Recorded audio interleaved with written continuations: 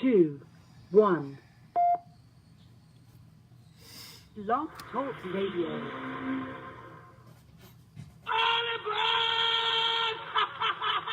Don't touch me. I'll beat your brains out. You believe in miracles? Yes!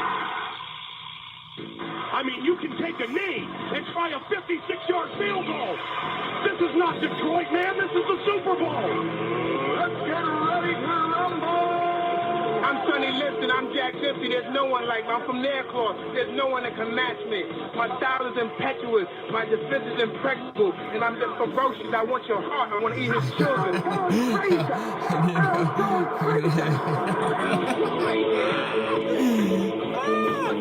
Shit. California! The big game over Stafford! I think that the NFL knows what Randy Moss has done with marijuana, and I think the NFL knows what Randy Moss does with marijuana. Playoffs? Don't talk about playoffs. You kidding me? Playoffs? I just hope we can win a game. Me too. Good morning, and thank you for joining me. Ha! Top of the morning. Those of you already on Facebook Live, the millions obviously listening around the world on Blog Talk Radio, live from Hollywood, California. This is Tough Love. I am Alistair Conrad. Hopefully you guys are having a good night. I'm Russian, not literally, but I just got back from a open mic, comedy open mic. For those of you who know, I do stand-up comedy, you know, these are the nights that make you want to keep doing it. Such a good set, such a good room. Man, it was fun. Damn it, seriously, that was such a good time. Hopefully, all of you are having a great night. You know, rock and roll. Those of you in Minnesota who are tuning in, good for you. I appreciate it. As you guys know, I know it's 10:30 back home. For me, that's my bedtime. So, either way, obviously I want to chat, do a recap on the insanity that was last night's Rams Chiefs game, along with kind of recapping the Vikings loss at Chicago on Sunday night. So let's get to it. As far as that Rams and Chiefs game last night, I mean, if there ever was, and I should preface this, because most of you who watch know that I am very defensive-minded when it comes to, well, everything, but sports especially, and more than anything in football. Like, I love a Ravens-Steelers game from the mid-2000s. I loved it. You know, it's just what I am. But to see that game last night, there's a difference between two teams playing, and I think of like Texas Tech in or in college football, Hawaii, teams that are 100% offense, no defense, zero. And last night, as crazy as it is to think that a 54-51 game could have any defense whatsoever seems stupid, right? But I mean, I'm almost certain there was 28 points off of turnovers last night, 3 defensive touchdowns, and I want to say maybe 1 or 2 that more turnovers that they scored off of. I want to say Mahomes had 4 or 5 turnovers himself, which somewhat tarnishes the incredible game that he had. But I know Jared Goff had 2 interceptions himself. And I don't necessarily know the defensive touchdown that the Chiefs had, if they counted that as a fumble or if they actually said that was an interception. I'm going to look it up, actually, because I don't recall. Let me see here. Oh, it was a fumble return. All right, so a fumble return for a touchdown, and interception return for a touchdown, and a fumble return for a touchdown. So, you know, I mean, 3 defensive touchdowns and, like I say, 2 others that were caused off turnovers. So to see the score be 54-51, you're just like, oh, this was Texas Tech and, you know, Washington State. But it wasn't. There was real defense. As crazy as it is to say, there was real defense being played last night. The end result just doesn't make it seem that way. There was 35 points scored in the 4th quarter alone. I mean, it was a remarkable, fun game to watch. And I will say, I will be sad for a while knowing that actually Jared Goff didn't throw a pick. I apologize. There must have been 2 fumbles. But I'm in Los Angeles. I should have been at that game last night. I could have easily went and scalped a ticket and been at this game because, you know, this reminds me of back in the day when my friends and I, for a 5-year stretch, we went to a different football stadium every year. One of those years was Kansas City. We went to Arrowhead, and I want to say it was I think it was 2004, but Indianapolis was at the Chiefs. So you got Peyton Manning, Edgerrin James, Marvin Harrison, Reggie Wayne, you know, Trent Green, Tony Gonzalez, Priest Holmes. It was 45-35. The Chiefs won, and one of the most awesome memories that I'll ever have, especially my buddy Dude. hammered up. We were about 10 rows from the top of the stadium at Arrowhead.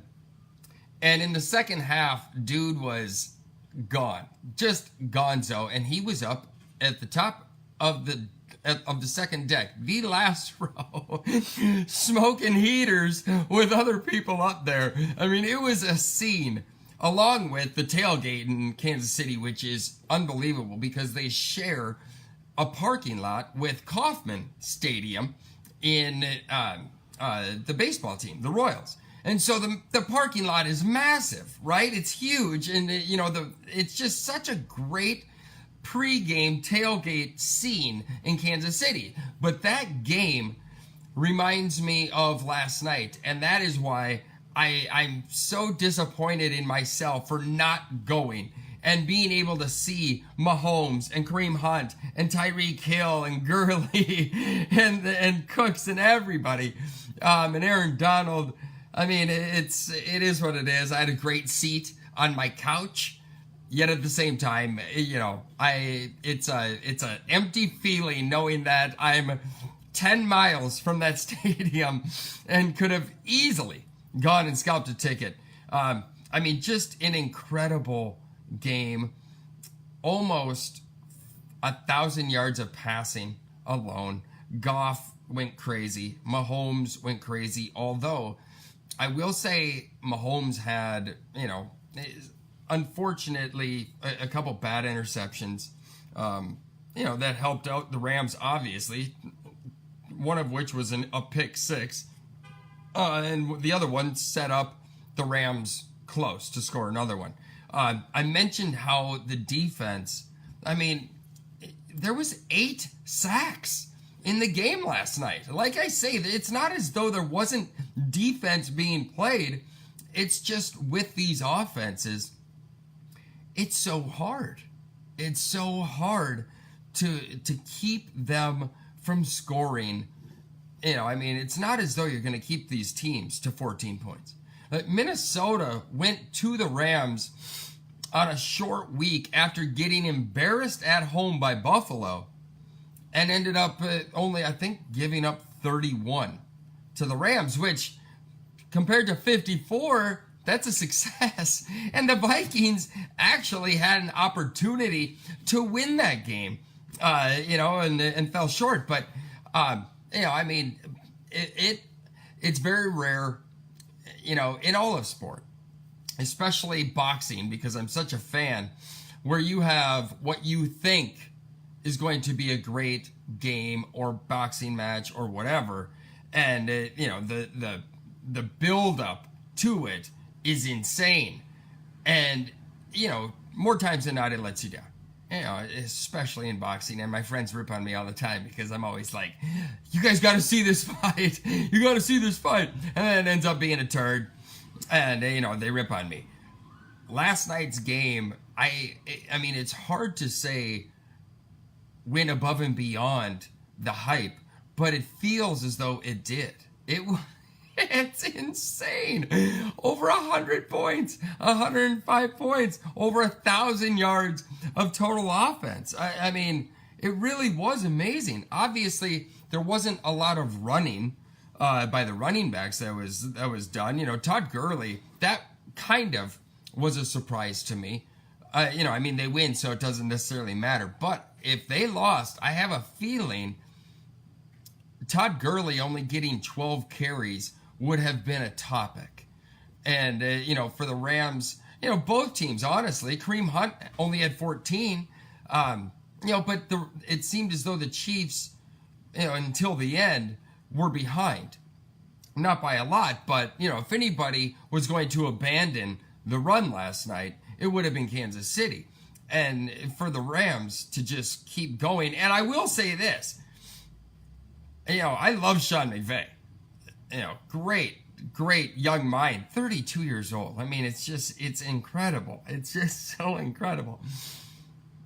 But his time management at the end and his aggressiveness was almost a detriment because they ended up, you know, not making the Chiefs use all their timeouts, giving the ball back to the Chiefs with basically a minute still left in the game, or, you know, like 50 something seconds, with the Chiefs and a timeout is basically eternity.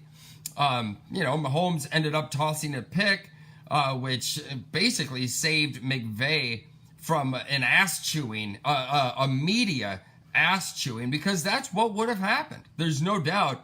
If they would have ended up losing that game, if Kansas City went down, won that game, because the Rams and McVay didn't do what they could to make the Chiefs use all their timeouts, run that clock down, you know, McVay would have been ridiculed. You know, it's amazing. You score 51 points. Just think about this. You score 30 points, you should win the football game. If you score 50, if you score 51 and lose, I mean, again, it's just incredible. The defenses actually, believe it or not, did show up. But even so, to score 51 and lose, I know just seeing the interviews after the game and, you know, on the field, in the locker room, you know, they act as though it's not a big loss. And you know what? I mean, I'm taking them for their word, and, you know, they're going into bye week, and, you know, to lose, you know, this way, it probably isn't. If you lost 54-10, yeah, obviously you got to look in the mirror. So it's just funny. You score 51 points. It's never happened. It's never happened in the history of the NFL that you score 51 points and lose. There's never been a time in the history of the NFL that both teams scored 51. So it's just an incredible game last night. I hope everybody appreciated what they watched. And myself, more than anybody, would sit and generally rip the shit out of a game like this, because there were, you know, of the final score, and it would seem that there wasn't much defense played. But, you know, I mean, again, 3 defensive touchdowns, two more touchdowns scored off of turnovers, you know, along with 8 sacks. It wasn't a gimme for either offense. It just seems that way from the score. I mean, just, wow, amazing. Amazing. Again, I should have been there. Oh, man, I should have been there. But it is what it is. As always, if anybody has anything to say, please call in 213-943-3423. Again, 213-943-3423. 3423. Moving on, being that I'm already halfway gone. Good thing I didn't set this at 15 minutes. Vikings, Bears. I'll be honest with you. I'm not shocked that the Vikings lost. I expected them to win. I'll be honest with you. I did. But I will say this. Couple things. I grew up, in the 80s and 90s, 80s especially, with Mike Tyson. And Mike Tyson always had his opponent beat before getting into the ring. Like you could see the shit streak down their leg climbing into the ring because they were terrified. They knew they were going to get the shit kicked out of them. There is actually a couple phantom punches that Mike threw that the dudes were like, I'm just going down. I'm going down. I'm not taking this. I'm going down. And that is what it looked like on Sunday night with the Vikings a little bit, in the sense that the offensive line and Kirk Cousins were gun shy, almost to the point of being scared, simply for the fact they knew what the Bears were going to bring even before the game started. And, the offensive line got worked, in my opinion, and, didn't give Kurt a lot of time, and I'm not giving Kirk a flyer on this whatsoever. That was pathetic. That was honestly a really, really bad game by Kirk Cousins. Statistics say he went 30 of 46, but, only 262 yards, so under 10 yards of completion, which, for the offense that it had been doing, not so good. Obviously, Stephon Diggs played really well. But when it comes down to it, and let me bring up my notes on this, there are certain things that, again, if you're just intimidated, I guess you should, just not even show up. But that's, to me, a Mike Zimmer problem. And I like Mike Zimmer. But that game at Buffalo, and I bring it up every week because I truly believe that showed his one fault. And who knows, maybe he has more than that. But the fact that you got railroaded at home by, at the time, the worst team in the league, and they probably still are, and not just like lost by a last second field goal, got shithoused at home by an inferior team. It's hard for me not to think that Mike Zimmer has a hard time getting his guys up for the game. And it just looked that way on Sunday night, in the sense that, again, offensively, you were intimidated. And, I said on Sunday morning, the pregame show, that the best way to neutralize somebody like Khalil Mack is to run directly at him. Not a sweep. Don't go out wide and go lateral, because that defense has speed to neutralize that. Run at him. The Bears, there's 3 down linemen, and then you just have Khalil Mack standing there. And you're telling me you just can't run directly at him one time? Just to see? Continue to do that. Make him work every single play. And they didn't do that. Not one time. Not one effing time did they just run directly at Khalil Mack. It's baffling to me. Make that guy work. He's not the biggest dude on the block. He's insane athletically and just a man-child. But, if you're running at him with a dude who's 320 pounds, you're going to wear him out. He's 260. That's 60 pounds.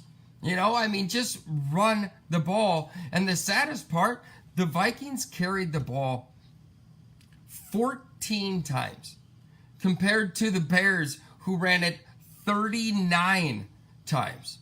The Vikings had 22 yards running the football.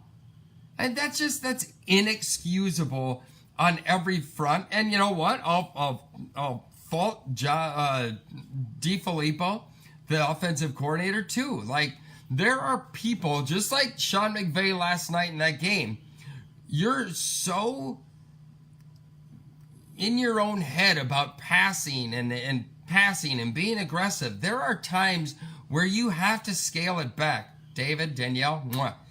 You have to scale it back and just get to some old school football. Run it at his punk ass and see what happens. You know, I mean, granted, they've got a formidable D-line and a formidable front seven, but God damn it, you have to try. You have to try and instill your will. But again, like I say, it looked as though from the beginning that the Vikings offense was scared. They were intimidated by what the Bears defense, Khalil Mack, and company brought. I got to tell you, Akeem Hicks, holy shit. Akeem Hicks is a beast. I didn't realize he was that big. I mean, I don't know like what his measurables are. I should look that up real quick. 6'5", 332. I mean, obviously he is massive, but he made our offensive line guys look small, just like small. And he was a game wrecker. Obviously Khalil Mack, you know, did his thing. Leonard Floyd did his thing. You know, but I'm disappointed again at just the lack of aggressiveness in the run. That's it. You know, I mean, they lost the game. It didn't, whatever. You know, it's not as though that's a huge shocker. I have a feeling the last game of the season is, you know, I mean, if it's still something to play for and the Bears go to Minnesota, I truly believe the Vikings will win that game in Minnesota. I really do. And, you know, not being a homer, because you guys know I don't do that. I just think, you know, again, it was such a mental, football in general, sports in general, everybody, and I've said this a million times, but everybody has the same measurables when it comes to pro sports. And all of a sudden it becomes a mental game. And mentally, the Vikings were, they didn't step up to the challenge. They didn't think of themselves on equal level. And that's disappointing. It was uncharacteristic defensively. In the second half, they played a lot better. The Vikings did. The first half, it seemed as though the Bears were getting 5 years for a little stretch. It just seemed as though the Bears were running it up the middle, 5 yards a clip. I gotta say, I didn't hear Linval Joseph's name at all. Sheldon Richardson, I don't necessarily think I heard him too much at all. Looking at the stat sheet, they had 3 tackles combined. That's, it's not going to cut it. 1 tackle for loss. And as far as the Bears go, they had 10 tackles for loss, 7 pass deflections. I admit Cousins is better than Keenum. I don't think that's a question. I have a hard time. Drew Brees is barely 6 foot, and he rarely has a pass knocked down at the line of scrimmage. Rarely. Kirk Cousins, it is so common to see Kirk Cousins have a pass knocked down at the line. It's the equivalent of watching Joe Mauer ground out to second. It's all the time, and I just don't understand. It's not as though Kirk Cousins isn't tall. The guy's 6'3" all day long. And he, granted, the D linemen are, tall and they get their hands up, but, I'm not comparing Drew Brees and Kirk Cousins. Obviously, Drew Brees is Hall of Famer. But he's doing something that Kirk Cousins obviously isn't doing. He's seen the lane better. He's anticipating the throw better. Obviously doing something different that Kirk isn't. And Cousins needs to be able to fix that, along with his, turnovers and fumbles and stuff like that. Again, he is better than Keenum. There's no doubt about it. But he played scared. Holy Hannah, the 2 interceptions that he had, they were right to the guy. They were right to the guy. I could have probably, got a touchdown off of it. It's just, or at least caught it.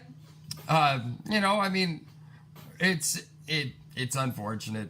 Again, it is what it is. I'm not going to lose sleep over them losing to Chicago. Chicago, it would not surprise me, and this is the craziest part about the NFC. Granted, right now, even with the Rams win last night, it still seems to me the Saints are the team to beat, head and shoulders above everybody else in the NFC. Although, obviously, the Rams are pretty good, but the Bears, if their defense plays the way they do and have been playing, and getting all those turnovers, that's a tough out.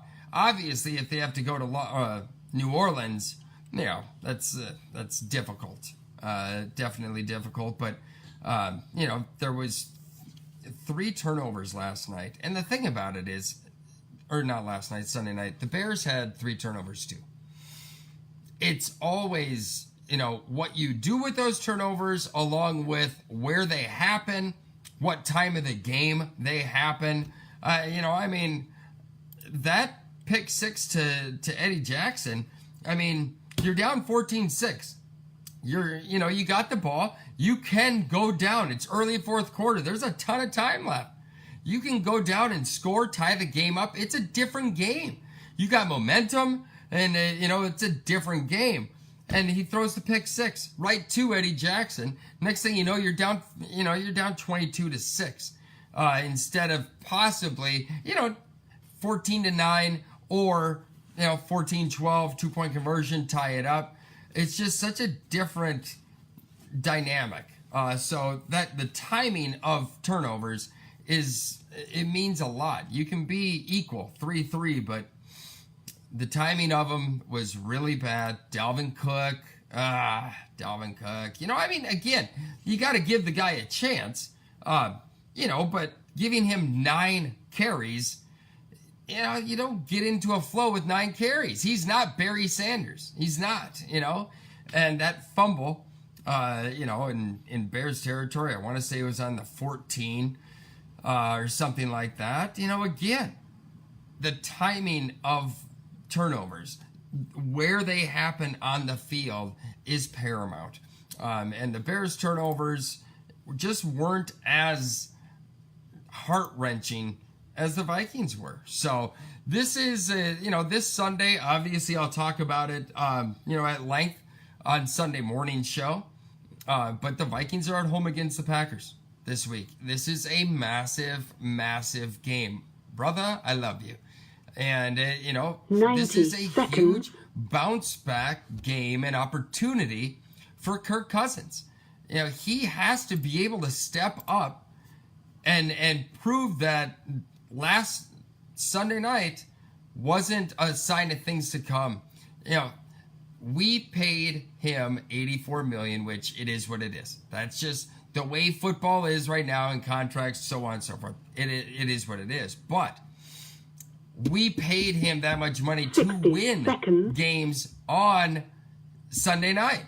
And for this game on Sunday night against the Packers in Minneapolis, they should win this game.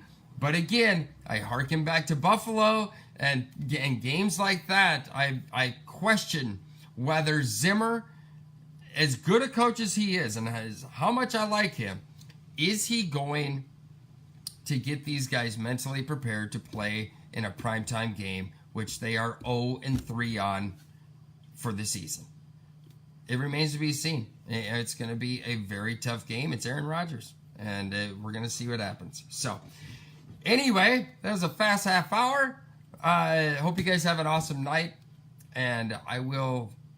Did 10 seconds. 10 seconds. There we are. All right. I love you guys. Thanks for tuning in. I will see you guys Sunday morning. Try fast. Take chances. I am out. Bye.